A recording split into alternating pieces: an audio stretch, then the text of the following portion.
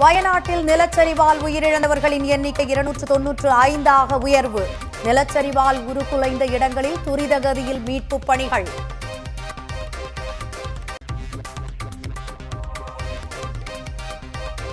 சூரல் மலையிலிருந்து முண்டக்கைக்கு செல்ல ராணுவத்தினர் அமைத்த தற்காலிக இரும்பு பாலத்தின் பணிகள் நிறைவு.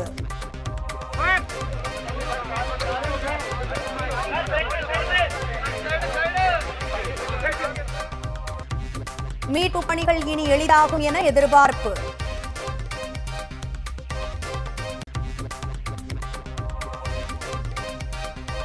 நிலச்சரிவால் பாதிக்கப்பட்ட பகுதிகளில் ராகுல் மற்றும் பிரியங்கா நேரில் ஆய்வு. தன் தந்தை இறந்தபோது அடைந்த அதே துக்கத்தை தற்போதும் அடைந்துள்ளதாக ராகுல் காந்தி உருக்கம்.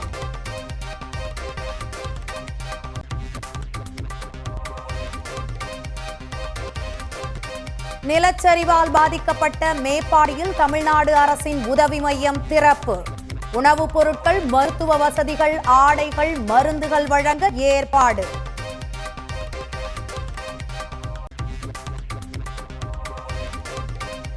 அரக்கோணத்திலிருந்து 32 பேர் கொண்ட தேசிய பேரிடர் மீட்புக் குழு உதகை வந்தது.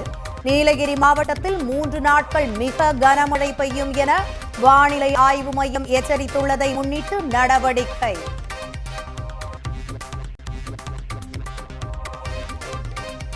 இலங்கை கடற்படையின் ரோந்து கப்பல் மோதியதில் படகு மூழ்கி ராமேஸ்வரம் மீனவர் உயிரிழப்பு.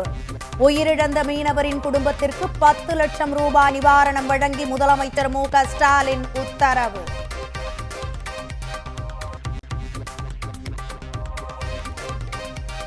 மேட்டூர் அணையின் நீர்வரத்து 1,70,500 கன அடியாக அதிகரிப்பு. 16 கண் மதகு மற்றும் கிழக்கு மேற்கு கால்வாய்கள் மூலம் அணைக்கு வரும் மொத்த நீரும் அப்படியே வெளியேற்றம்.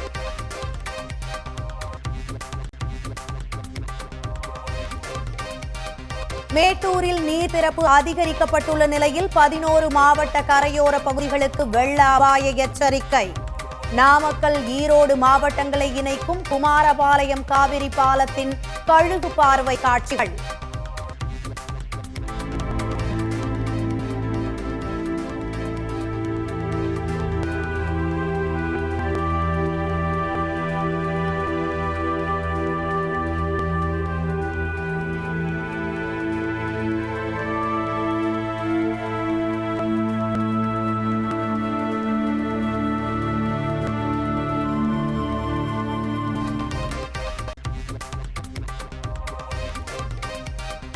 பட்டியலினத்தவர்களுக்கு உள்ஒதுக்கீடு வழங்கும் சட்டங்கள் செல்லும் என்று உச்சநீதிமன்றம் அதிரடி தீர்ப்பு.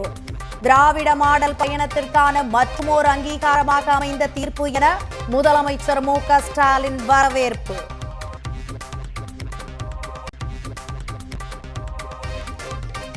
திருச்செங்கோடு அதிமுக முன்னாள் எம்எல்ஏ சரஸ்வதியின் கணவர் பொன்னுசாமி தலைமறைவு. 50 கோடி ரூபாய் மோசடி செய்யப்பட்ட வழக்கில் நாமக்கல் பொருளாதார குற்றப்பிரிவு போலீசார் தேடுதல் வேட்டை. சன் நியூஸ் வாட்ஸ்அப் சேனலை ஃபாலோ செய்யுங்கள். QR கோடை ஸ்கேன் செய்து சன் நியூஸோடு இணைந்திருங்கள்.